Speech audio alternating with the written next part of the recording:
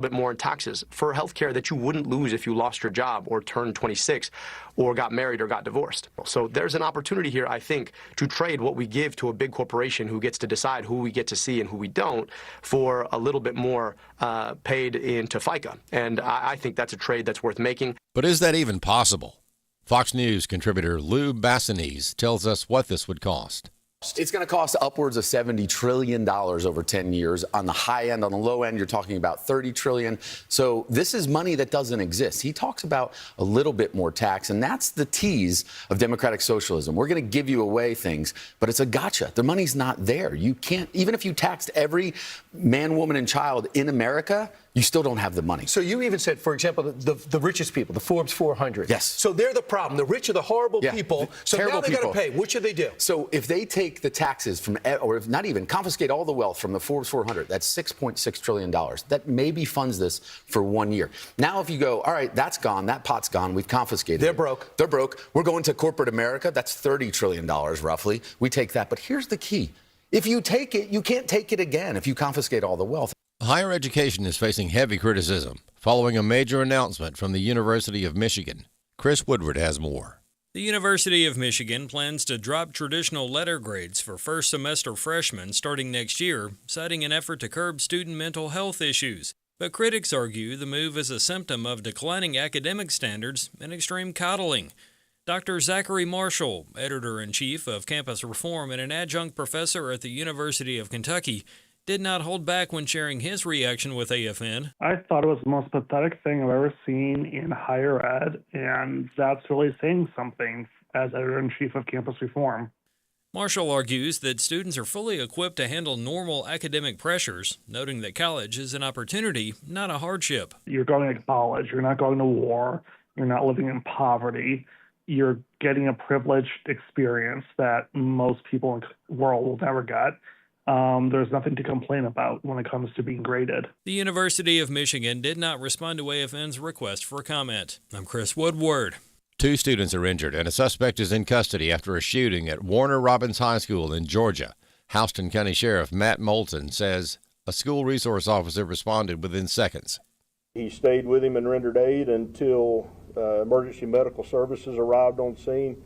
The suspect fled the scene but was apprehended a half mile from the school. The 2 students were taken to a hospital with non-life-threatening injuries. More news available online at afn.net and download the AFN mobile app for your Apple or Android device. I'm Rusty Pugh. The mission of AFA is to inform, equip, and activate individuals and families to strengthen the moral foundations of American culture and to give aid to the church here and abroad in its task in fulfilling the Great Commission. The vision of American Family Association is to be a leading organization in biblical worldview training in the interest of cultural transformation. Thank you for standing with the American Family Association as we seek to stop the erosion of godly values.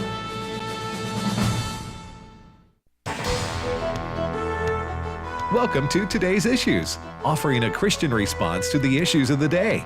Here's your host, Tim Wildmon, President of the American Family Association.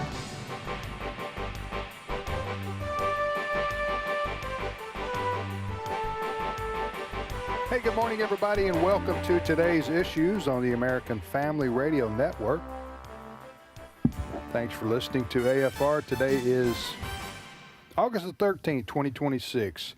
And in studio with me today is Fred Jackson. Good morning, Fred. Good morning. Happy Thursday. Well, happy Thursday to you too, my friend. Yeah. And Chris Woodward. Hello. We three will be handling the show today, but we're going to have some guests coming up, aren't we? Absolutely. And one that our audience is very familiar with, Bishop E.W. Jackson. Just appreciate him so much, and he'll be joining us around 10:30 or so. We're going to talk to him about what E.W. stands for. I was today years old this week when I found out what it stands for. Yes. Yeah. So Bishop E.W. Jackson, he also does a podcast for us here on American Family Radio. We'll let him talk about that, but he was on Fox News last weekend, right, talking about the 250th anniversary of our country. And what do you know the topic there? Yeah, I think he was asked about what was going on. Remember, there was quite a bit of controversy in the last 10 days or so the head of the Smithsonian Institute. That's right. She was before a Senate hearing, and she faced some pretty tough questions about the wokeness, some of the displays at the Smithsonian.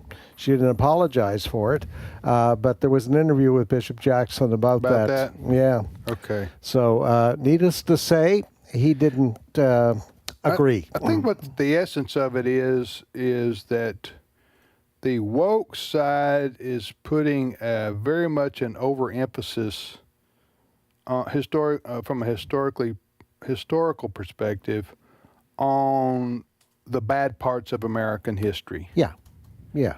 And there are bad parts to American history, namely slavery. Yes. But there's a wonderful ongoing and enduring story about America, our country, and what we overcame. Yes.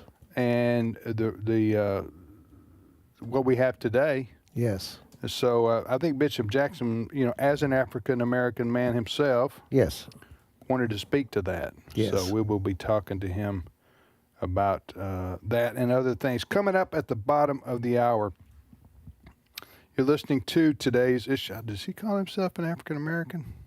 He may. He's a black fella. He's a black fella. He's a black fella who yeah. I love dearly. Who's a Christian brother. He's a Christian brother. But I'm talking about in this context. If I'm called a European American, I go, "What are you talking about? I'm a white guy." Yeah.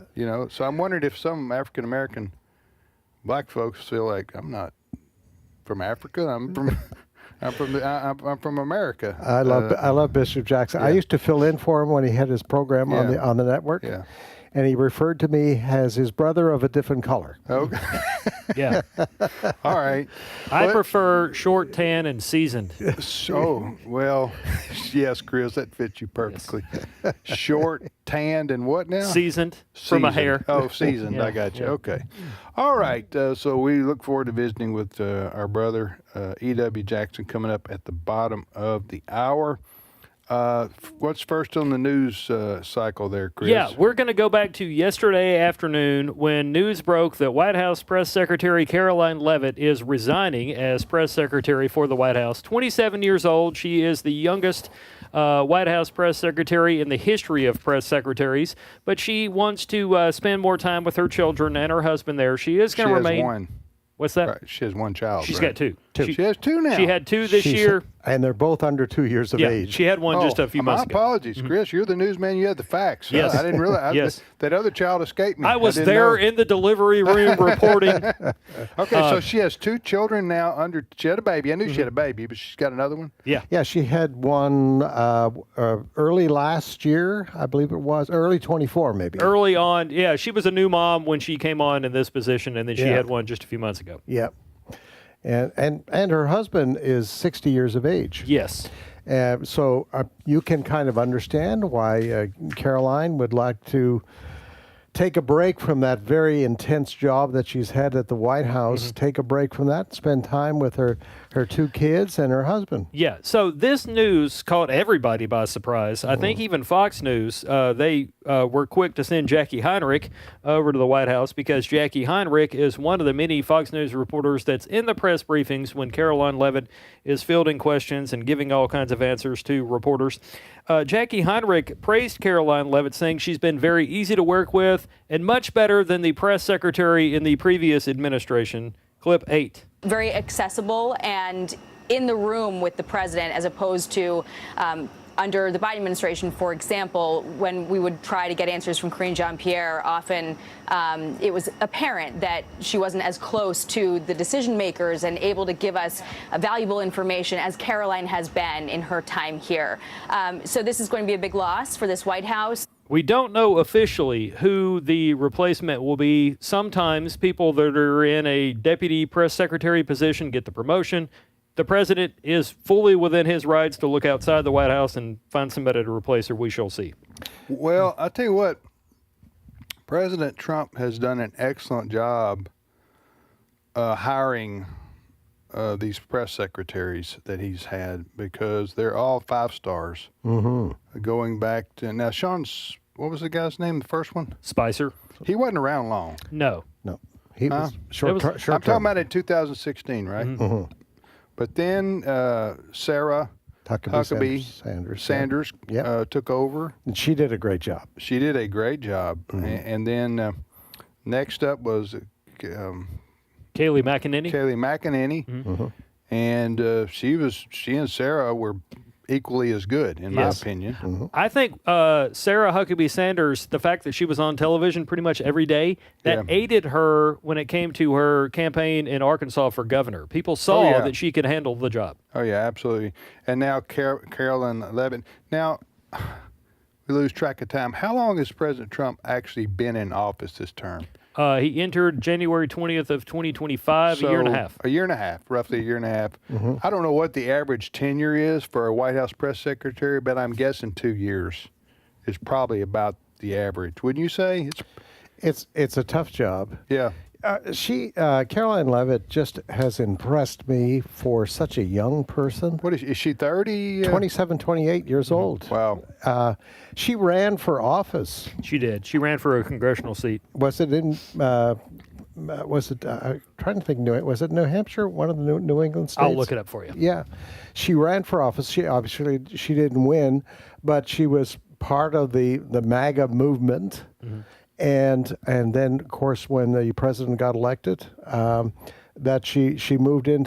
And for such a young person to handle the fireworks that often erupted in that briefing room, I mean, she's faced some really tough questions. She never got rattled.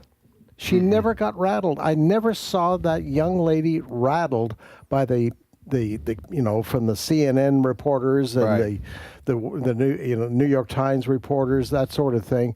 Some really kind of pointed, forcefully delivered questions, and she was really cool. So, I'm not sure how long she plans to retire, but she could come back at 40 years of age when her kids are 20 years old and do another great job. It was New Hampshire, by the way. New Hampshire. Your question. Okay. You can't be White House press secretary with 2 children under 2, unless you got a nanny. And Caroline Levitt doesn't strike me as a nanny type. She's hands-on with her kids. So anyway, good for her. Pray for her and her new family. Yeah, her husband's like my age, isn't he? He's 60 years old. He's 60. Yeah. She's 20. 27 or 28. That's pretty big, wide age. It is. And, I was thinking about this last night. I can understand, she wants to spend more time with her kids, but she also said, I want to spend more time with my husband. Right. Because you just stop and think, these kids are growing up and, they'll become teenagers. Right. But he's going to be in his 70s. So she wants to spend time as a family right now. Yeah. When everybody's healthy and. Well, wish her the best. What's the next story, Chris? A former Southern Poverty Law Center official has been charged in the DOJ's broader criminal case against the Alabama-based civil rights group. A lawyer for the ex-official said yesterday, 59-year-old Heidi Byrick of Palm Springs, California, served as the SBLC's chief financial officer, and she is charged with wire fraud conspiracy to submit false statements to a federally insured bank, and conspiracy to commit concealment money laundering. She's charged in the DOJ's existing case against the SBLC in Montgomery, Alabama. I have some audio here from our new U.S. Attorney General Todd Blanche, clip 12. Believe she was part of the effort to open bank accounts in completely fictitious companies' names and make payments to individuals for reasons that were not accurate as described. If you're new to us as a ministry and this show, earlier this year we played sound from Todd Blanche and others talking about how they had uncovered evidence showing that the SBLC was funding the extremism they claimed to be fighting. And this is part of that broader investigation. Yeah, most people know the SPLC is a group out of Montgomery, Alabama, and their self-appointed task basically is to point out hate groups across America, and they alone get to decide what a hate group is. And it's almost always conservative groups. That's their, for one reason or another. So, but what they were, what they're charged with is writing checks to hate groups so that hate groups continue to do their work so that the SPLC can cite those hate groups and thereby raise money off of the hate that the groups are doing. Does that doesn't make sense, but that's what's going on. It doesn't make, you wouldn't think, well, why would a group that's opposing something fund that very thing they say they oppose? Well, that is a good question. I mean, who does that? But what you got? But this group, the SPLC, they kind of need a reason to exist. Yeah. Today, because they cite us as a hate group. They do, and we're on there eternally. There's nothing you can do or not do that would get you off their list. And also, in addition to their, anyway, that's what the Justice Department is charging them with.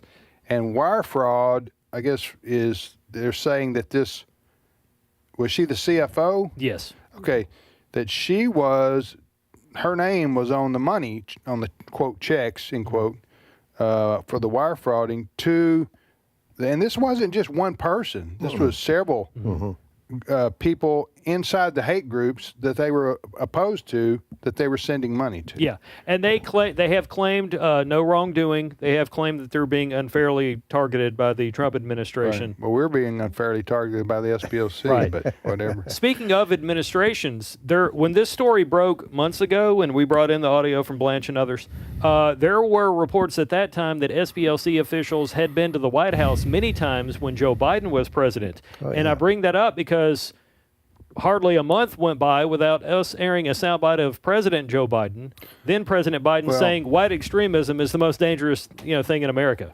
During the Obama years, and it may have been true during Biden's 4 years, but during the Obama years, the United States Justice Department, the United States military, the Pentagon, and others in the federal government were using the list that the SPLC provided them to determine who was a hate group. Yeah.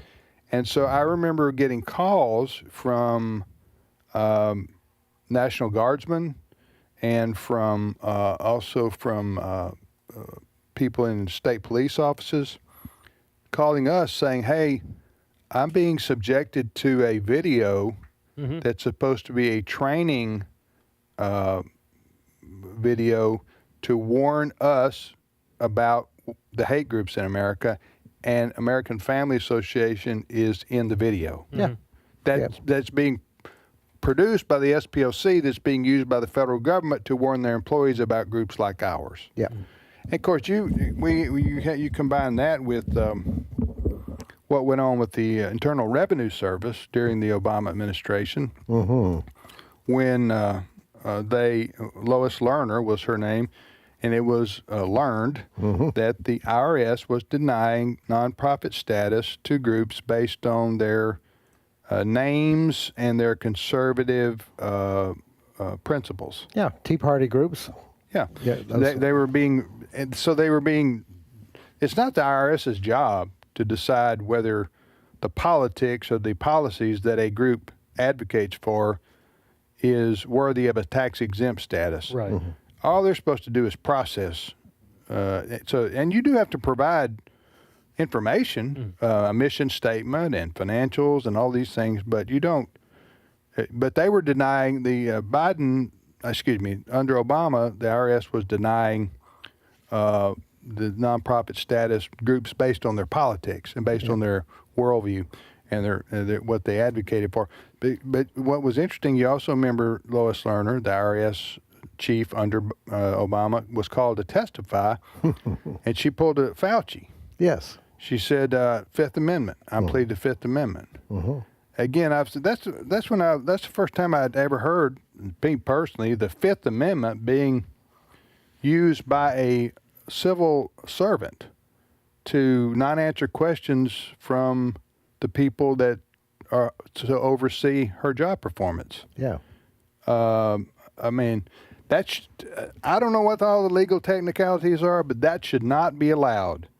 If you are a federal government or a state government, but if you're a federal government employee and you oversee a agency and you're called, so the tax dollars, right, provided by the U.S. citizen, and you're called to testify before a congressional committee to answer questions about what your agency is doing or not doing or how you're operating, you should not be able to say, I ain't answering that. Now, if you want to say, I don't know, or if you want to say, what, stall out, say, I'll get back to you on that. They do that all the time. But to say, I plead the Fifth Amendment means that suggests that what you were doing was illegal. Yeah. And you don't want to own up to it. Yeah. So that's what Dr. Fauci did. How many times? Oh, 111 times. 111 times. And of course, the difference is that Fauci has this blanket pardon for anything he did from 2015. Yeah, Biden gave him a pardon when Biden was leaving the White House for 10 years or something like that. And you're going like, why do you have to pardon a guy before he's even testify? Unless you think he's guilty of something. But Tim, it's really interesting how the Democrats today are talking about Trump is weaponizing the Justice Department and all of that. You talk about weaponizing the federal government against your political enemies. Right.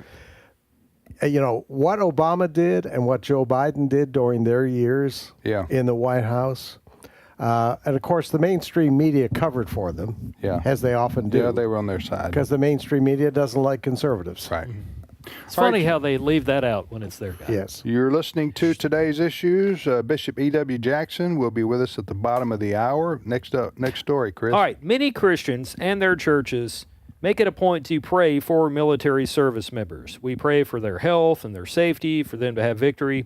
And I bring that up because we should be in prayer for sailors on board the USS Abraham Lincoln. There are reports today, and I shared this on our Today's Issues Facebook page. Multiple U.S. Navy sailors have reportedly tried to jump overboard from the USS Lincoln as their deployment in the Middle East is extended indefinitely. Roughly 5,000 sailors and Marines remain on board the aircraft carrier almost 9 months on from when their deployment first began on November 21st. They had been scheduled to return home in May, but authorities extended the deployment indefinitely amid the ongoing conflict with Iran. Okay, so let me get this straight, just the facts of this situation here. I saw that story. We have the USS Abraham Lincoln. Mm-hmm. Is a aircraft carrier. Yes.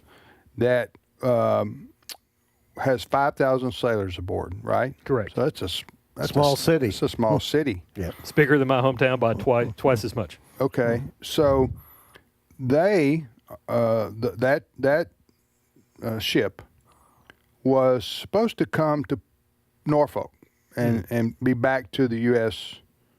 This is before the Iranian conflict. Oh, it's actually, they were scheduled to be back in May, so we had already been bombing them. So they were out to sea. Correct me if I'm wrong. They were out to sea, and then they were told, you're not coming back to Norfolk. You're being dispatched to the Strait of Hormuz, or that area, right? Yes. The what was that, Indian Ocean area?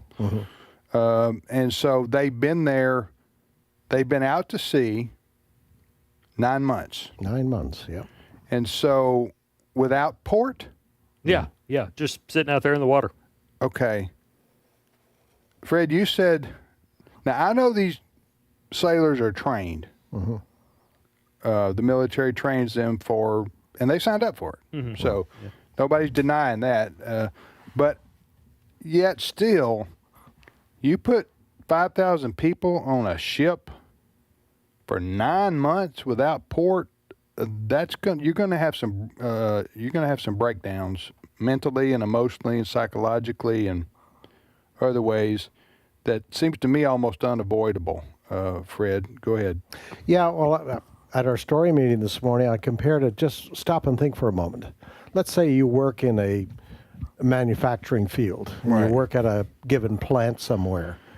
Can you imagine that you're not allowed to leave that plant for 9 months? Right. You can't go to town. Right. You can't get off. You could leave the plant to go get Kentucky Fried Chicken. Right. Just think about that. Right. You can't see your family. Right.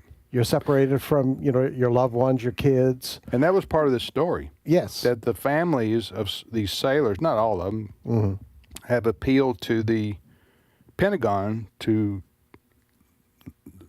let these guys have some, let these guys port. Yeah. Let these guys come home. To take a 2-week break somewhere along the way. Yeah.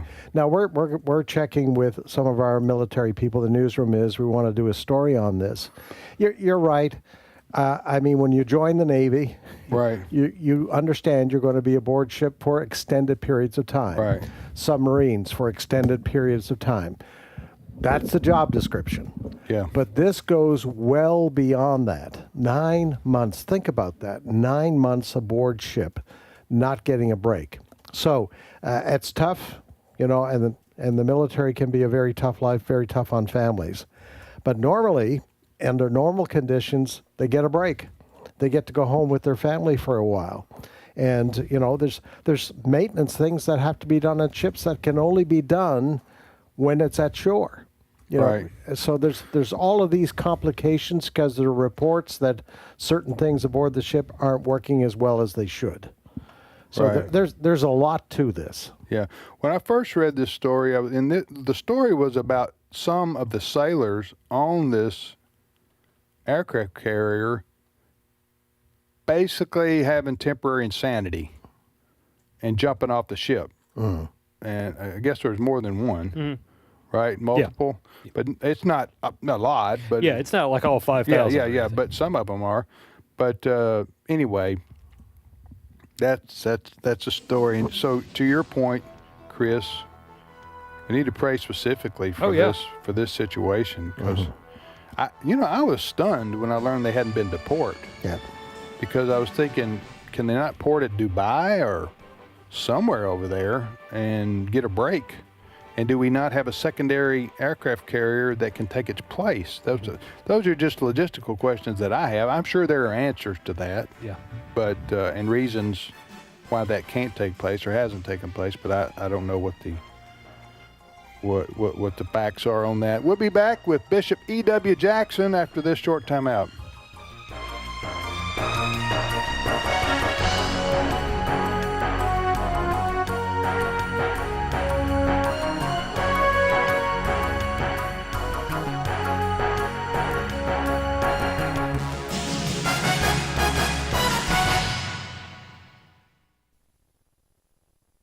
Hello, I'm Ed Vitagliano. Did you know that this show is listener supported? Without people like you, this show would not exist. That's why we need you. A generous monthly gift of any amount will help sustain American Family Radio, specifically this show, as we reach thousands of people each week with biblical truth. Please consider becoming a monthly financial partner today by visiting afr.net/give. That's afr.net/give. It's my turn. Here is your host for My Turn, Don Wildmon. I read a story not long ago about a lady by the name of Jenny Grossinger. The article said that she was the founder and owner of Grossinger's, a 1,200-acre, world-famous resort in the Catskills. The article told of a special problem she had in the 1940s, when the big-name entertainment she hired was beginning to draw a large non-Jewish trade. The resort had never presented entertainment on Friday night, the eve of the Jewish Sabbath. Mrs. Grossinger consulted a Talmudic scholar who told her that Sabbath Eve entertainment would be permissible as long as the resort was not owned by a member of the Jewish faith at that time. So the article stated, every Friday she would solemnly present the deed to Grossinger's, worth about $20 million, to Hans Brehans, a long-time non-Jewish employee. Brehans would then buy it for $1 and become the owner until Saturday night. On Saturday night, Mrs. Grossinger would buy the place back.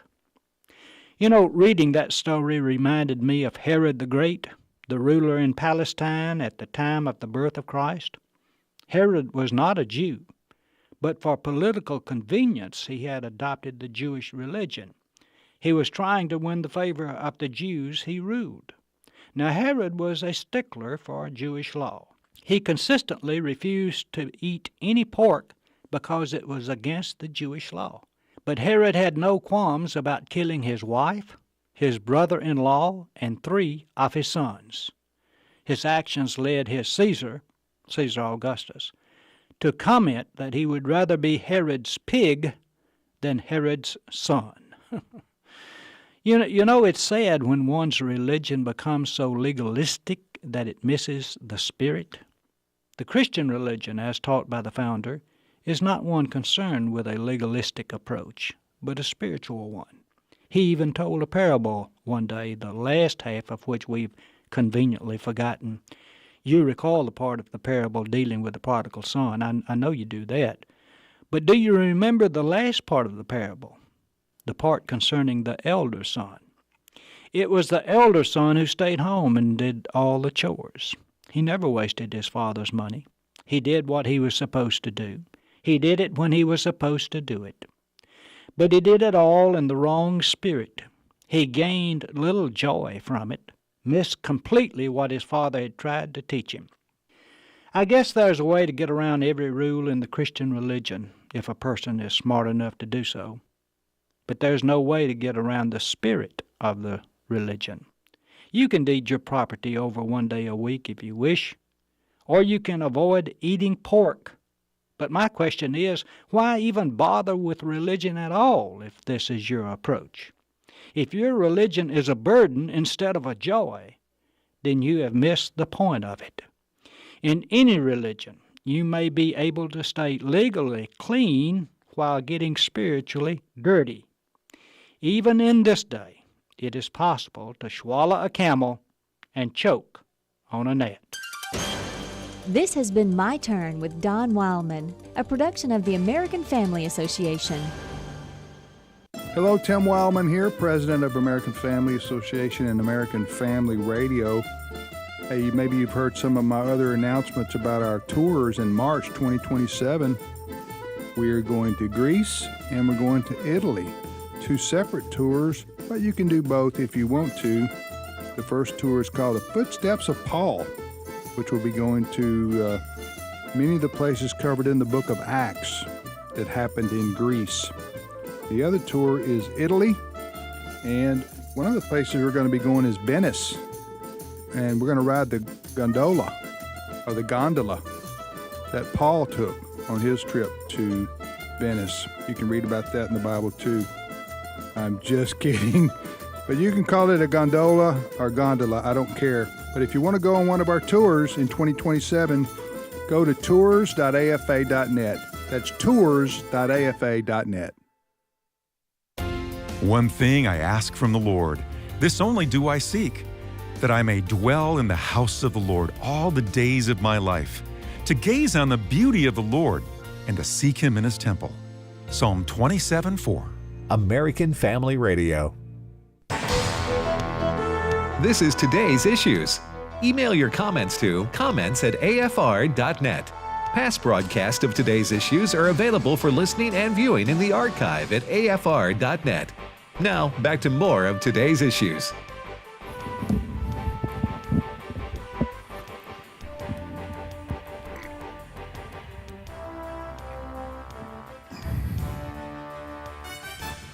Hey, welcome back, everybody, to Today's Issues here on the American Family Radio Network. Thanks for listening. Tim, Fred, and Chris are here. We're in studio, and joining us from Virginia is Bishop E.W. Jackson. Bishop has been on AFR for a long, long time, and he's got the Awakening with E.W. Jackson podcast now, which we have at our website, afr.net, afr.net. Good morning, brother. Good morning, Tim. Great to be with you. Hey, you live in is it Chesapeake area? Where do you?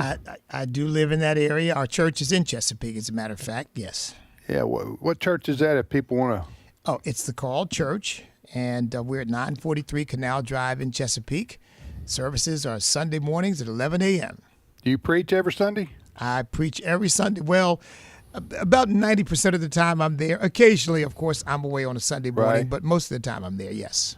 Right. Well, so folks traveling and they want to drop by your church, they're welcome, right? Oh, absolutely. Please come. In fact, I've suggested even if you live in Alaska, fly on in for Sunday morning service. That's commitment right there. Huh? All right. That's commitment. You're flying. Anyway, well, thanks, Pete. What were you on Fox News about last week? It was all over the place. It was about the Smithsonian situation, and I'd had some experience with them because, as you know, several years ago, they put Margaret Sanger in the civil rights display of the portrait gallery of the museum, and we organized, me and a number of other people organized a protest against that and said that's not where she belongs. So they've been left leaning for a long, long time. We finally got them to remove her, but it was a battle. They didn't want to do it, and so when this came up, this issue of the director of the museum promoting all this woke stuff, and politeness is white supremacy, and history's purpose is to promote social justice. I made a comment in an interview, and I guess it did kind of go viral. But, because I was insulted by this stuff. These people who are supposed to be promoting an accurate and factual view of American history are instead using it sort of the Howard Zinn model, which is use American history to try to denigrate it and embitter people and divide people and anger people and convince them that America is just the worst country in the world. And I've had enough of it. I guess so. Yeah. And it went viral. Good Yes. for you. And that's why we wanted you to come on and tell us about what the objections were to the Smithsonian. Fred, what were you going to ask? Fred here, Bishop Jackson. It's great to talk to you again. What is the agenda here? Why would they want to tear down this country that has given the freedoms that they enjoy, the positions that they enjoy? Talking about the woke crowd generally and the woke Smithsonian? Why would you want to destroy the very country that has done so much for you? Yeah, Fred, good to talk to you too. Look, I'm doing something called the Truth Tour. I'm going around speaking at churches and other places and talking about facts about American history you were never taught, giving people an accurate picture of our history. And I argue that one of the problems is that if you're indoctrinated from kindergarten through high school and then further indoctrinated in college, by the time you get out into the world, you are so thoroughly brainwashed that you think you're doing the country a favor by pointing out, frankly, that it really needs to be overthrown. It needs to be overturned. It needs to be fundamentally transformed, because that's what they've been taught. Howard Zinn has been one of the sources of this material. And I point out, for example, he's dead, of course, but he's got a program called the Zinn Education Project. They're still sending materials out to public schools around the country. A fourth grade curriculum, for example, teaches children in fourth grade that America's immigration policy has been one of racial exclusions, kidnappings, mass kidnappings, and racial expulsions. Now, that's what they're teaching fourth graders. So if you go through a curriculum like that your entire educational life, no wonder so many people are all messed up about American history. They're not being taught, how inventive, how productive, how creative a nation we've been, and how we've raised the standard of living for more people than any other nation on earth, how we've advanced the cause of human dignity more than any other nation on earth. They don't talk about that. They won't talk about politeness as white supremacy. I'm thinking, well, I guess my dad had no idea that when he taught me manners, he was teaching me to be a white supremacist. It's just, it's toxic. You know what I mentioned this before. I guess if you do a radio show 5 days a week, you do mention things over. You guys have been there, right? Mm-hmm. Oh, yeah. So if I'm repeating myself and you've heard this already, then you'll just have to listen to it again. I was going to apologize, but what good does that do? Because I'm about to do it anyway. So here's the thing. The political left in this country, they have been using they want to paint America, modern day America, as systemically racist. Yep. Right? Okay. If that's true, why do these same people want people to pour into our country undocumented? without legal right. Why would you want people to come to a systemically racist country? Yeah. Would not you be warning them? No, stay away from these from this place, because it's the worst place on earth for you. You need to go somewhere else or stay in your home country, because otherwise you're going to be experiencing racism like you've never seen before. So I know my tongue's over here poking through my cheek, but go ahead, Bishop. Why are these same people? That just seems like to be talking out both sides of your mouth right there. Because in reality, they don't care about black people, or what, as they call it, people of color. And then they don't care about social justice. They care about power. And the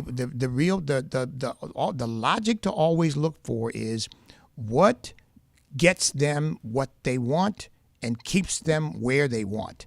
Because, I mean, that's how you get people who they will support these radical, crazy candidates until it becomes clear that maybe that candidate might be a problem and can't win. And then suddenly, they're not in favor of that candidate anymore, because power is the thing.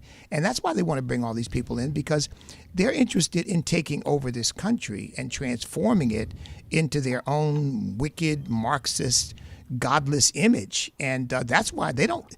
If this country were truly unjust, they wouldn't care. Come on in, because I say it's like the line in Paradise Lost, John Milton's Paradise Lost, where he says, Satan says, "Better to rule in hell than serve in heaven," and I think that's their attitude. They'd rather rule over a chaotic, anarchic, destructive nation with them in charge than have what we've had, which is the most prosperous and fruitful and productive nation in the world. Yeah, we mentioned this before too, and you've talked about it. If you want to talk about real American history, and there's no other kind than real, you tell the whole story. Right.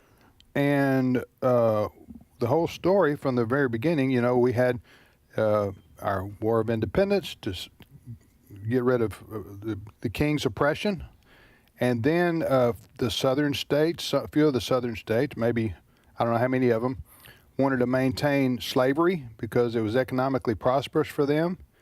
A small percentage of citizens of those states actually owned slaves, which were transported from Africa. So that is a true part of American history, and it was awful. It was terrible. But you know what? We had a civil war, and Stephen McDowell, the Providence Foundation, talks about he thinks one of God's judgments on America at that time was the Civil War, to allow the Civil War, a judgment against slavery. But here's what, so we came through that, then we came through the Jim Crow, and then we came through the Civil Rights era. So eventually, Dr. Martin Luther King, for example, appealing to the white majority Christian America, hey, this is wrong. We've got to change this, and he was successful. He wasn't alone, but I'm talking about, and I know he had his moral failures himself, but his message was, hey, we've got to make things right in America for everybody. And he was a Baptist preacher. So I'm just saying that that's the real story. Now we look to modern day America, and we've seen for decades now, we've had equal opportunity for everybody, black, white, Hispanic, Asian, whatever. You can do anything you want to in the U.S. Everybody can vote. Everybody can participate in society. Shouldn't we celebrate that instead of always going back to one thing? Right. That you can cite as, okay, yes, but. Well, you're going to go, yes, but we had this forever, and that's your answer for everything when we bring up the successes, and like you said, we're the most prosperous, by the way, generous, freedom-loving, freedom-protecting country in the history of the world. We're the envy of the world economically. There's so much to celebrate about our Judeo-Christian heritage and capitalism and the promotion of education and civil rights and all those things which make America great. and that's one of the reasons President Trump won with his message, which was brilliant in 2016, was "Make America Great Again." In other words, we're getting away from what made our country great. Let's get back to it. So anyway, thank you, Bishop, for speaking out on this, specifically about what the Smithsonian museums were doing. So what's coming up on The Awakening on your next podcast? Well, let me just add one other thing, go ahead. Tim, and that is this.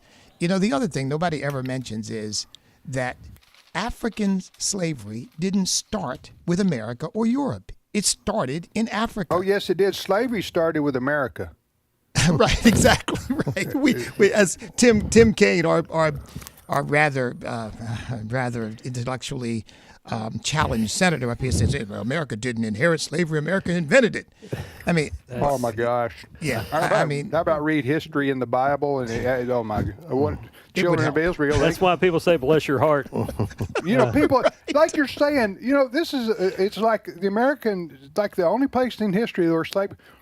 People have enslaved people because of sin and the fall of man since the dawn of time. And you know what? Probably the vast majority of slavery over history hasn't had to do with color. No, or it hasn't. Ethnicity. It had to do with maybe ethnicity some, but it had more to do with one tribe conquered another tribe, and they could both be white in Europe, or they could both be black in Africa, or they could both be Asian or Chinese in China. But over through history, the Mongolians, it's just one after another of conquering one people and putting them in bondage and slavery. So they never want to talk about the history of slavery in an accurate way. It's just always America, the early Americans. Go ahead. And I've summarized that by saying it's not the skin, it's the sin. Right. And you're exactly right. I mean, and there's a whole serf system in Europe. Europeans enslaving other Europeans. Right. And that was, but and of they course, were whites on whites right there. That's exactly right. So, that's that's exactly going on for all time. Go ahead, Fred. Yeah, while we got you on the line here, I've got to ask you this question. I want you to give us an assessment of the Democrat Socialists of America. They're making headway. How far, Bishop, do you think this group is going to go?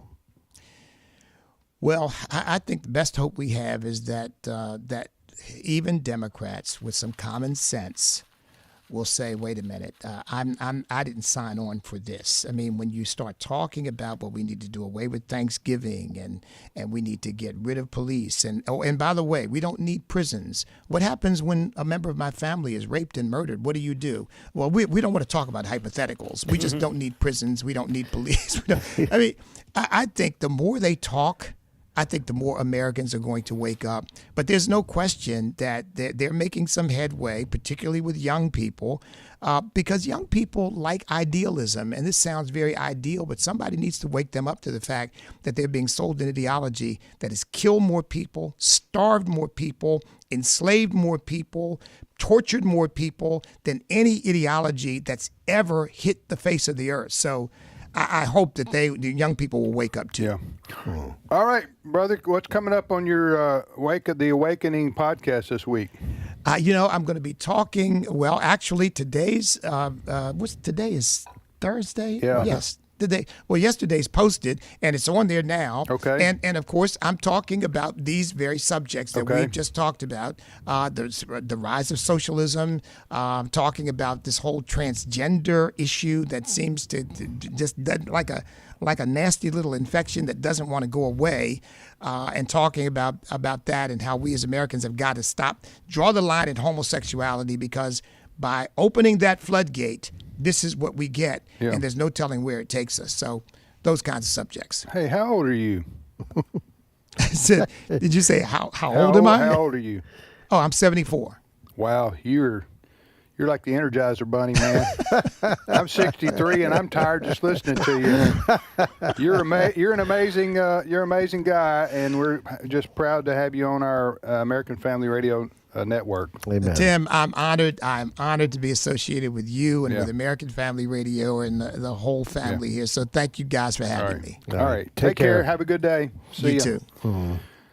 That's Bishop. We never did get around to EW, what that stood for, but next time, the mystery remains. Oh, I can tell you. Oh, what is it? Okay. You've been doing the research on, you've been doing a background check on our guest, Chris? Yeah, pull it up. Listen, Bishop, go ahead. Do you want to know? Yeah, go ahead. Drum roll, please. Yeah. Bishop Earl Walker Jackson. There you. Hey, that sounds like Texas Walker Ranger almost. That's why you pay me in the big popcorn bag, Tim. All right, so that's a great name right there. It's a distinguished name. All right, so if you want to listen to Brother E.W. Jackson's weekly podcast here on American Family Radio, just go to afr.net, click on podcast, and you'll see it. You'll see the banner for the awakening. That's it, and you'll love it. That's the podcast weekly from E.W. Jackson, only heard here on only found on our American Family Radio website, afr.net. Click on podcast, and then you'll see the banner for the awakening. Yeah. All right, you're listening to Today's Issues on AFR. Tim, Fred, and Chris. Next story, Chris. This topic sounds like a joke, but it is not. There is a New York Times article out there, and this is the headline: Should letting children play alone outside be a crime? The New York Times is questioning whether or not kids riding their bikes, going to the parks, doing things unsupervised outside like we've all done, they're wondering whether or not that should be considered a crime now.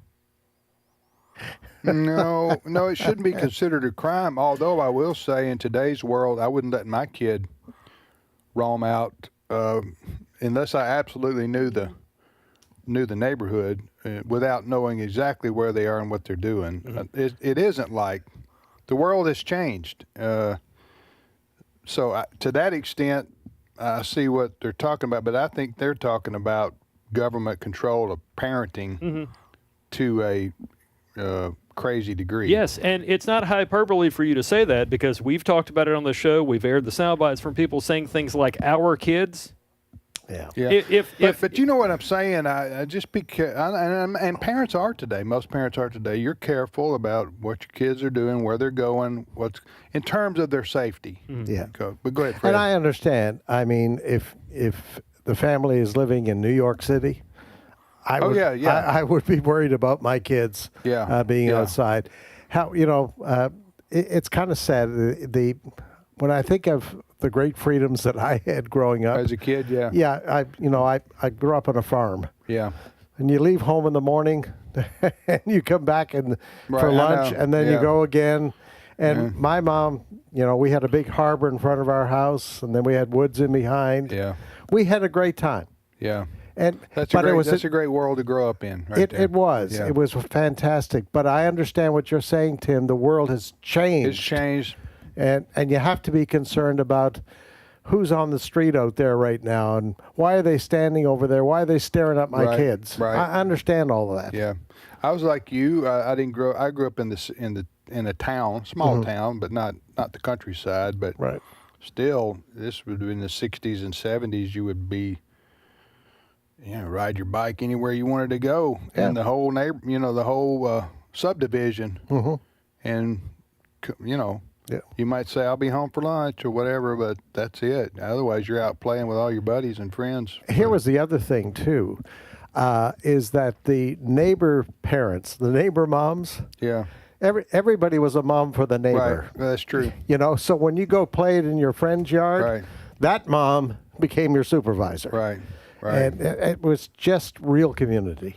Only thing I needed my bicycle. Because, you walk, but you didn't want to walk too far from home. But, man, those were some good times in America. Yes. Right there. I remember when I started to drive, I got my license in 1998. And I remember somewhere around the year 99, 2000, I remember thinking, man, these gas prices are expensive. I used to ride everywhere for free on my bike. Right. And this is back when gas was like $1.09. Right. Not anywhere near levels of today. But I rode my bike a good bit. All right. Since we're talking about this, what was your favorite outside game? Favorite outside game, depending on the time of the year. With your friends. wintertime skating, ice, hockey. Okay. Yeah. Like on the lake? Well, that harbor in front of us froze over. Okay. When I was growing up, it froze deep. They used to have horse racing on it and cars. Wait, hold on a second. Yeah. The ice was a foot and a half. Horse racing on ice? Oh, absolutely. You changed the shoes on the horse so that the shoes had spikes. Wow. And I've never heard of this before. The farmers had horses, and the prize for winning the race was every farmer put a bag of feed in. Okay. So if you had 6 horses, you win the feed. You win 6 bags of feed. Yeah. Okay. I gotta look this up. So do they still ice race? Or? The harbor hasn't frozen that depth in years. Where I grew up, right. But I remember watching it, and cars would be out there. There were some brutal winters in the 60s and 70s. Where I lived, there sure was. I remember seeing the Ohio River freeze over. Of course, it's froze over since then. Mm-hmm. But we had a winter here in North Mississippi in probably the mid 70s that lakes froze. Yeah, I mean it was pretty brutal. That's cold for and Mississippi. Then of course we know from Al Gore what's happened. So anyway, but what was it? So summertime would be we'd in the farmer's field somewhere. We'd set up some bases. Yeah, play baseball. Play baseball. All right. Yeah. Chris, what was your favorite game outside as a kid? We played football sometimes on like a lot near the school building. You played 2-hand touch or tackle? Tackle. And if you want to see something funny, that's go out and watch kids play tackle football without pads when they're 7 years old. Yeah. Oh yeah. Yeah.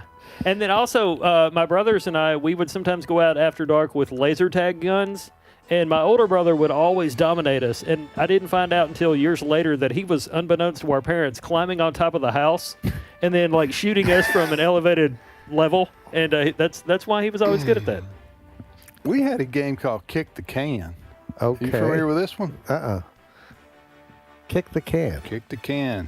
All you needed was like a 7-Up or a Dr. Pepper can. That's what the government does now. They kick the can. Yeah, I don't know if that's where kicking. That isn't where kicking the can came down. No, that's just the metaphor. Kicking the can down the road, but it was kick the can, put it in the front of the house. I forgot all the rules. I forgot how to play.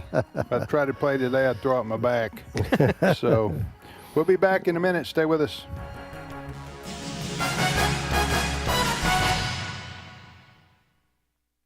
The views and opinions expressed in this broadcast may not necessarily reflect those of the American Family Association or American Family Radio. Faith, family, freedom. American Family Radio. Missionaries are going into all the world to make disciples, and Exploring Missions is going with them. Radio crosses those borders, so radio is not only not of the devil, it's a great tool to get to those unreached people groups. Exploring Missions with Bert and Nathan Harper, Saturdays at 2:30 p.m. and Sundays at noon Central on American Family Radio. This is American Family Radio, a listener-supported ministry of the American Family Association.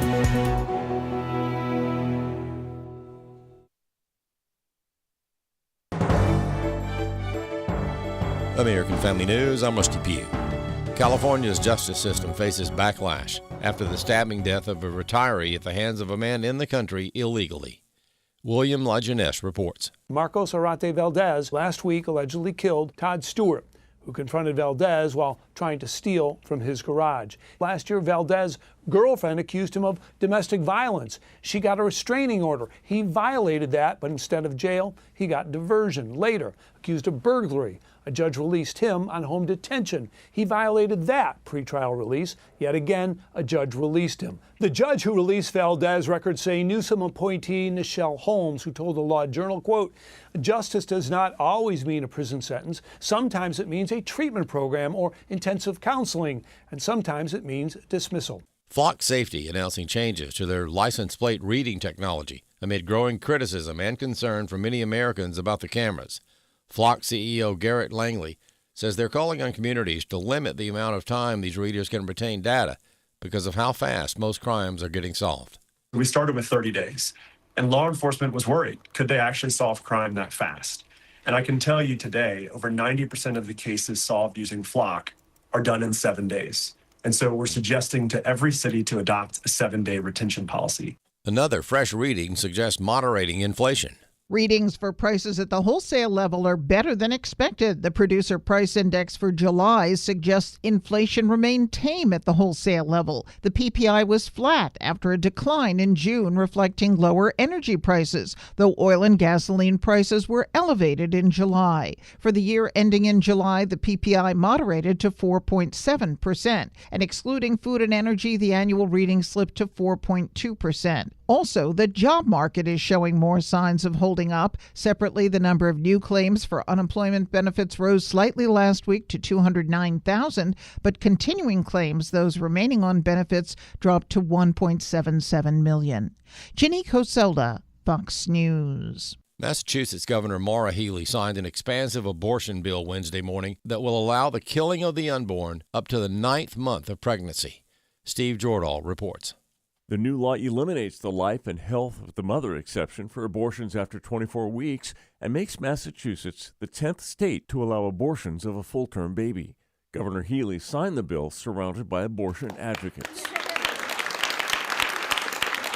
C.J. Doyle of the Catholic Action League of Massachusetts says the new law is a moral outrage. This is savage violence, under the color of law.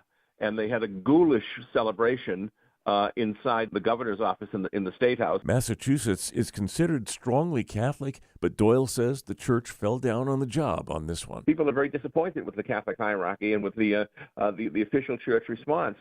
There was a letter from the Massachusetts Catholic Conference, but it was never publicized. 2 of the other states that have no abortion limits are also strongly Catholic, New Jersey and New Mexico, and Doyle says the Catholic Church and Protestant pro-lifers need to engage. There has to be a reckoning over the fact that the pro-life movement is really being kind of betrayed by the leaders of the church. He says Massachusetts has become a distribution hub for the drugs used in chemical abortions, which made up about 65% of U.S. abortions in 2023.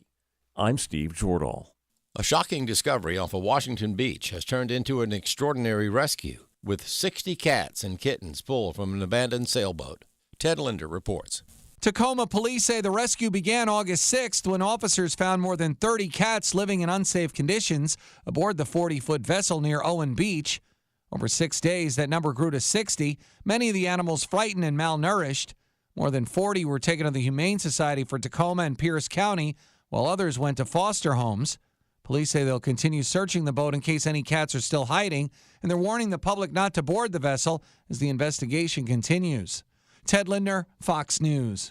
More news available online at afn.net and download the AFN mobile app for your Apple or Android device. I'm Rusty P. AFA Action takes attacks on the family seriously.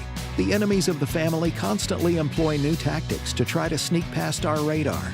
They know if we stand together, their evil plans will fail. Your gift to AFA Action allows us to stay vigilant against their onslaught. And if you give this month, you'll receive access to the Cultural Institute video When Your Faith is Illegal by Frank Harbor on AFA Stream as our thanks. You can make your gift today at afaaction.net. Today's Issues continues on AFR with your host, Tim Wildmon, president of the American Family Association.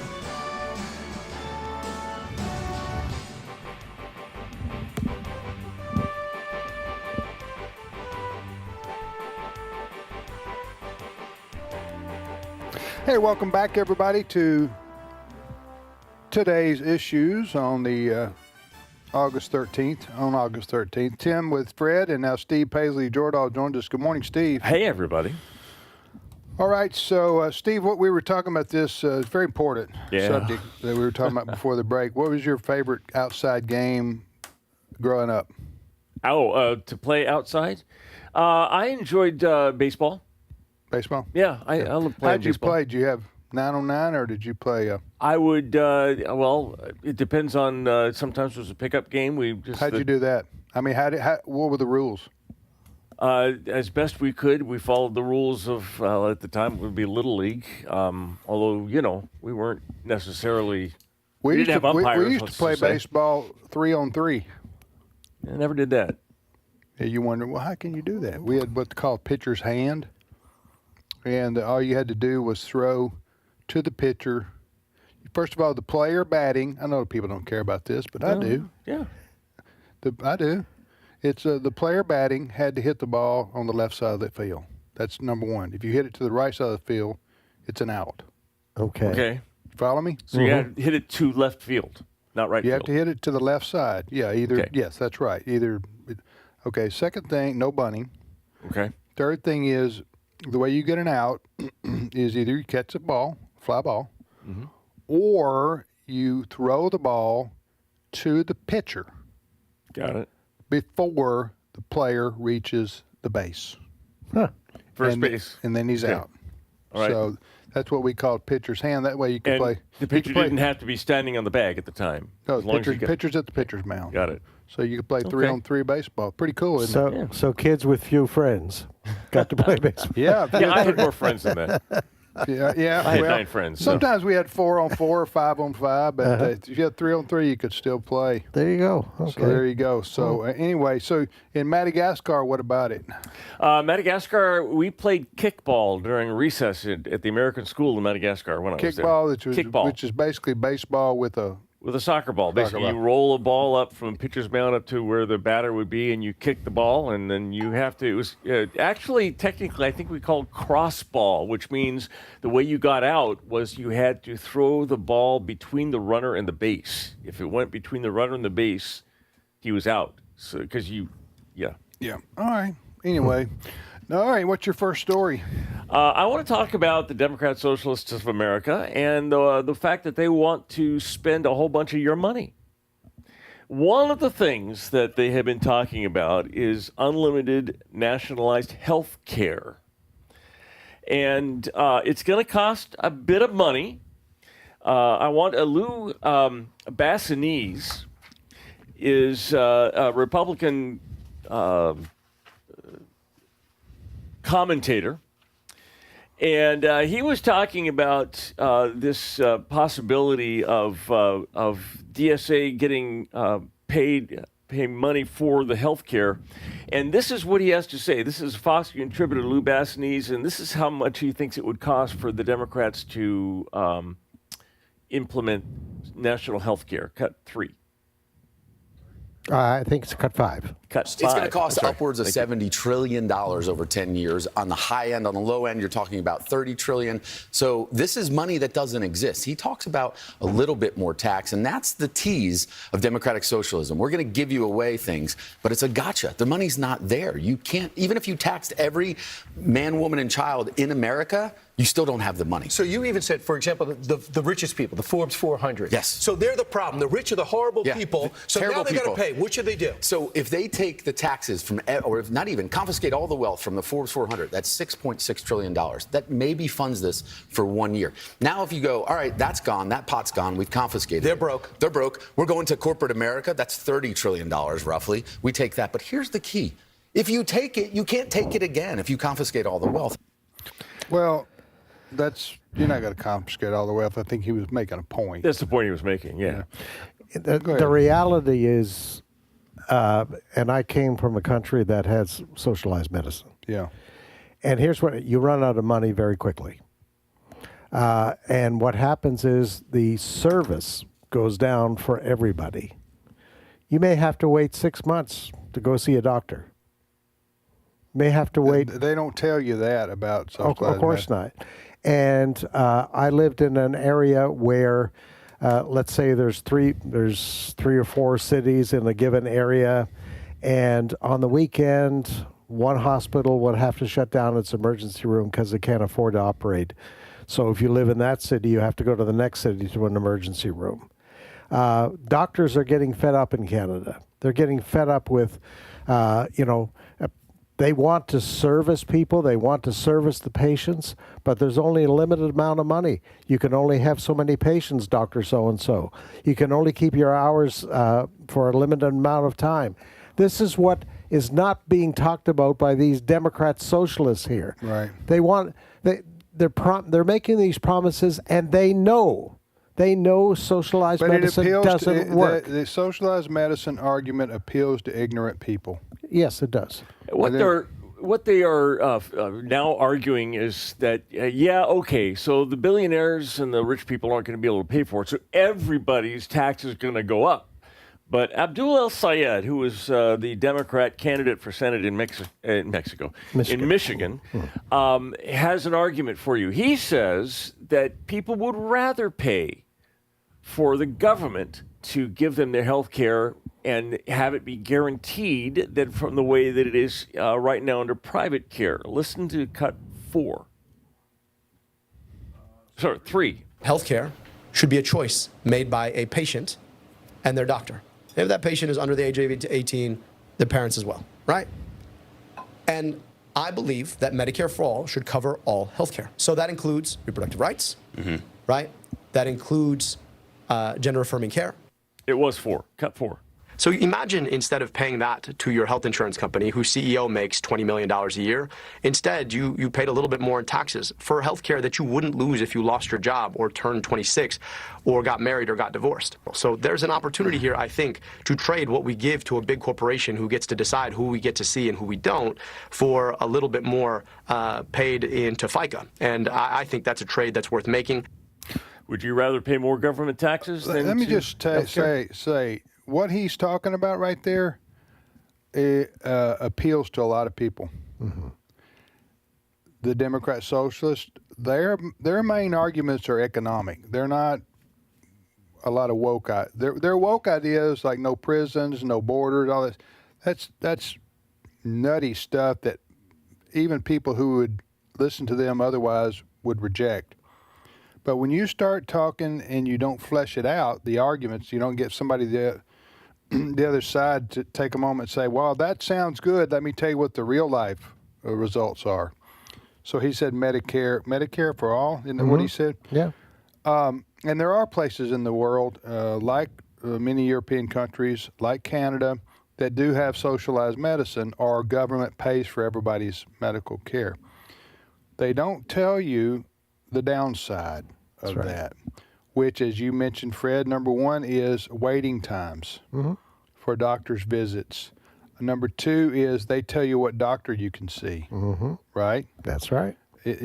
Correct me if I'm wrong here. No. So while you would get, quote, Medicare for all or taxpayer-funded health care, you're also going to get told what you can get, who you can get it from, and where you can get it. There are strings attached to, quote, universal health care, as they say it. Now, so why would the American system be better? And that we've stuck with it. We do have a safety net for poor people. Yes.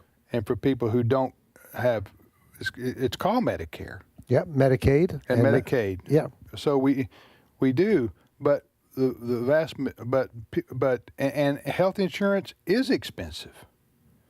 Why? Because you're paying for people who've been to medical school for 8 or 10 years, who can do things that very few people can do, and hospitals and X-rays and MRIs and testing. I mean, all this stuff is very expensive. And so if you wonder why is it, I remember seeing an itemized statement from a hospital a few years ago. It was like $5 for a Band-Aid.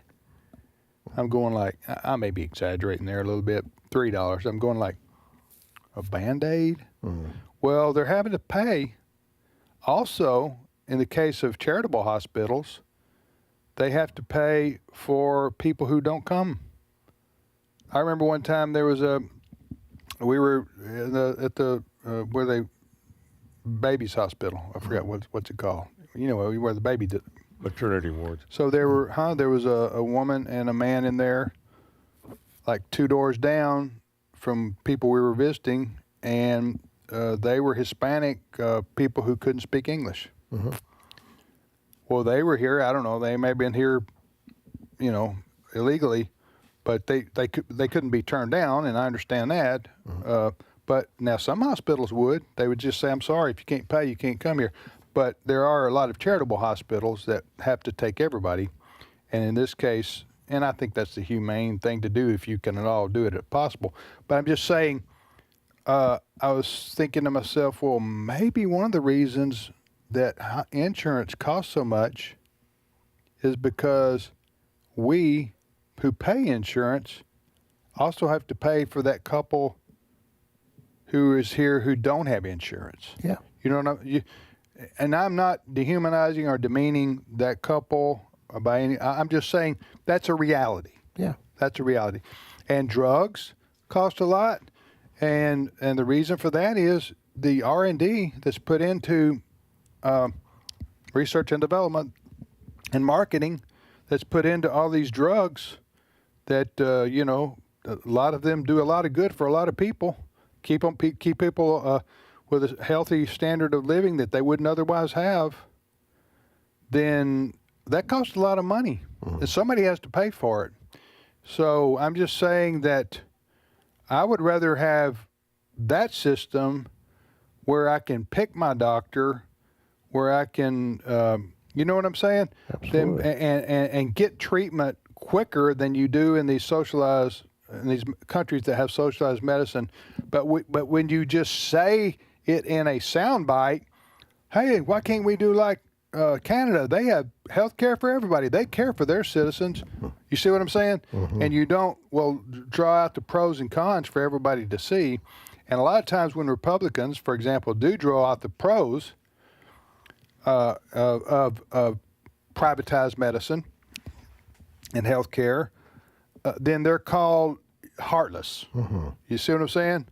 So it's very easy to say, well, you don't care about, so you don't care about, you don't want them to get treatment. No, I'm not saying that. I'm saying what is the best for the most? Yes. That's what you have to look at. So anyway. The cost for universal health care is estimated to be somewhere north of $3 trillion a year, an extra $3 trillion a year. And there's no way to get that money from taxes, new taxes. Yeah, I'll tell you another reality. A lot of people my age and your age, and Steve's age, 60s, 70s, they're going to work just to get insurance.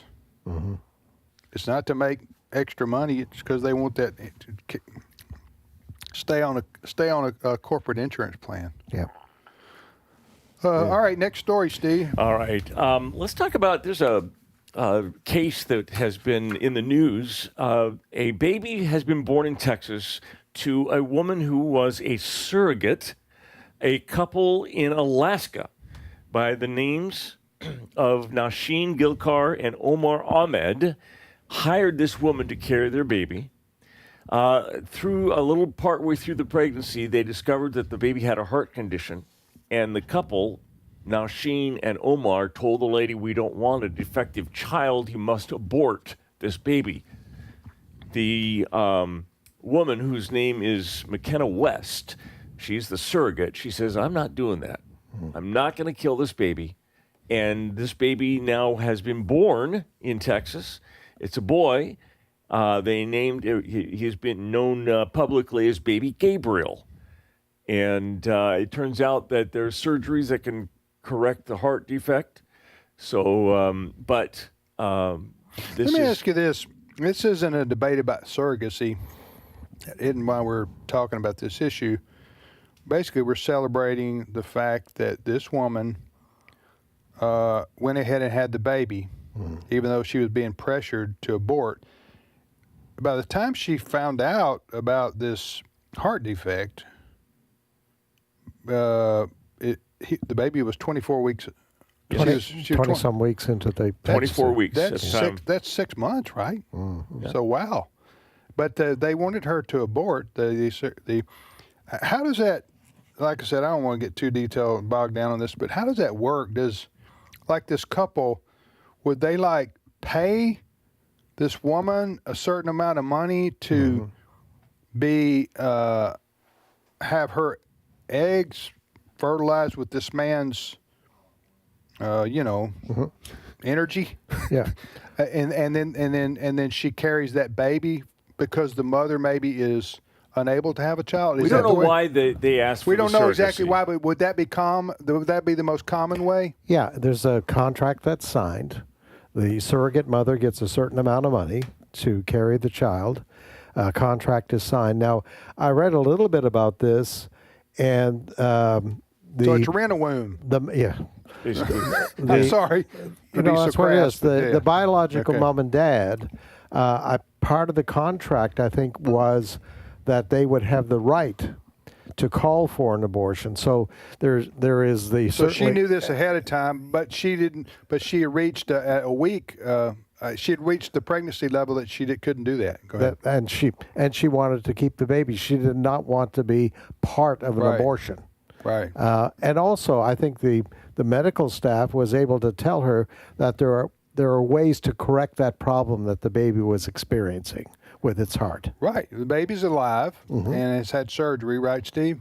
Yes, the baby is doing well. The biological parents filed a $250,000 lawsuit demanding that the surrogate mother return the money that they had paid her to have this child, because they don't want the child, even though it's now healthy. So there's that. There's a lot of complications that go along with this kind of. $250,000. Yeah. They're suing the surrogate. They're suing mother. her for that much. Yep. Why can't they just let her keep the baby and be everybody's happy? Well, because they paid her for a baby.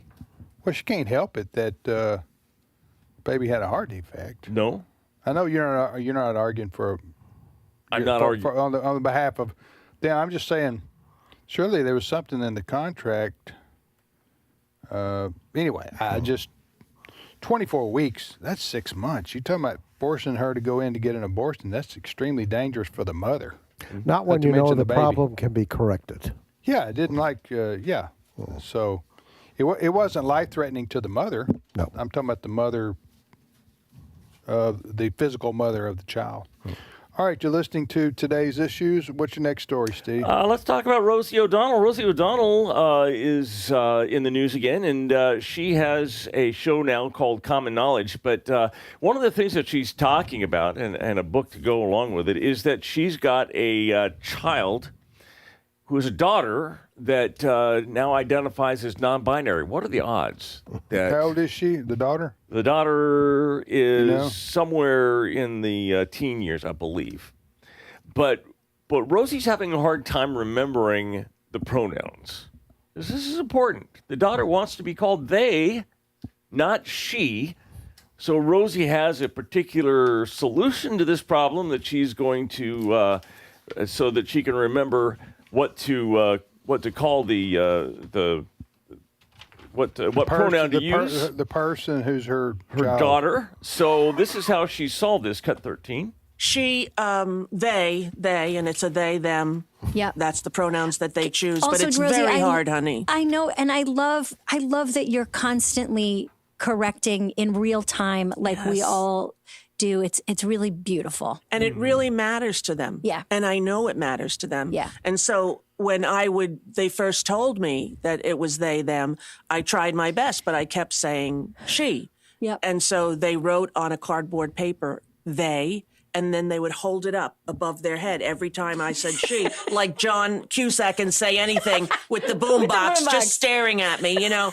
And so I took her to my cousin's tattoo shop with the they in her handwriting, and I had it tattooed on my wrist so that I would never forget, that it would remind me. Yeah.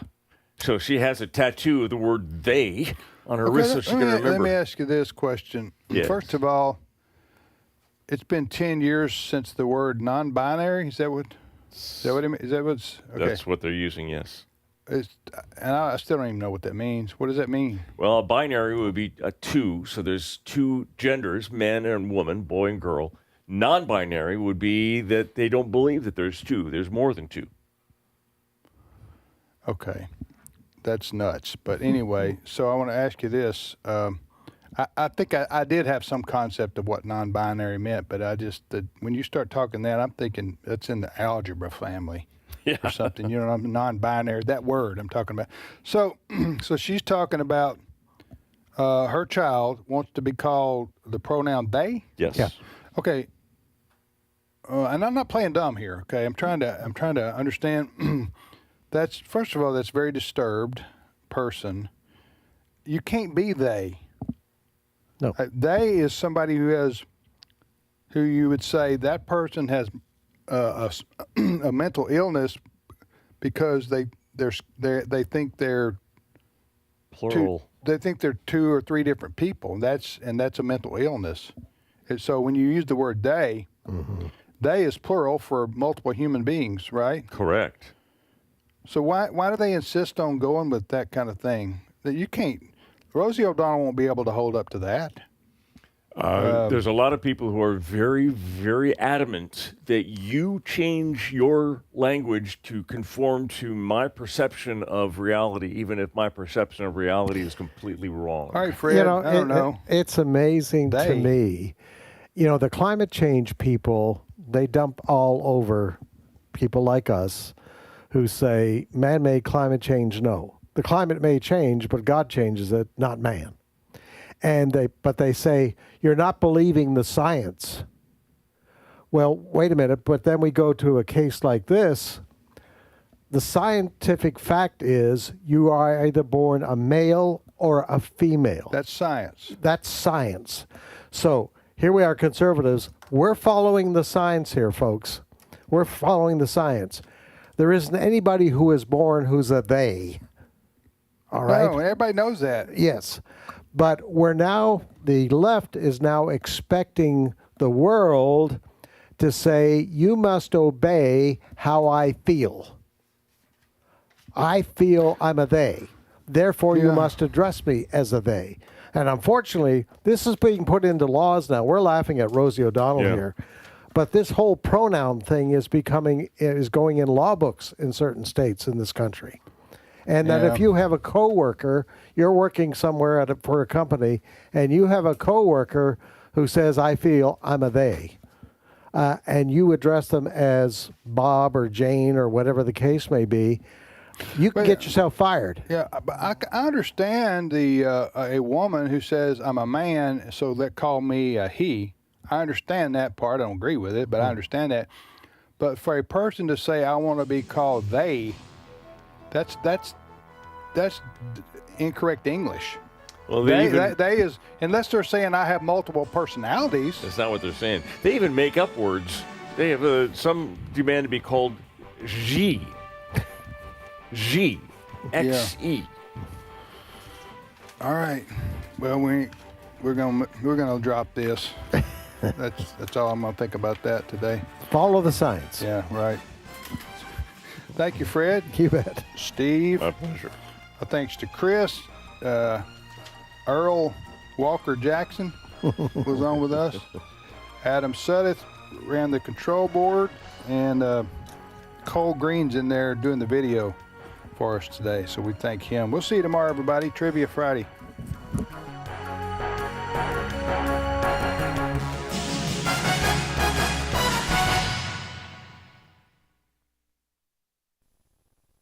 Hello, Tim Wildmon here, president of American Family Association.